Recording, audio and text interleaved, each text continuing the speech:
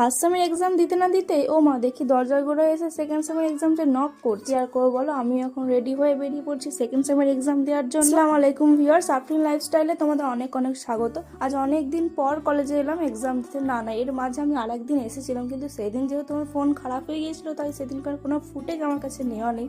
তো আজই দেখো অনেক দিন পর কলেজে এসেছি এক্সাম দিতে। যেহেতু আমার এ দিয়ে নাম, তোমার ফার্স্টের দিকেই বরাবর সিট পড়ে, তো আমার একদম ফার্স্ট বেঞ্চের ফার্স্টেই সিট পড়েছে। আর আজকের ফার্স্ট এক্সামটা কলেজেই ছিল। আজকে মেন পেপারে এক্সাম ছিল না, আজকে এসএসসি পেপারে এক্সাম ছিল।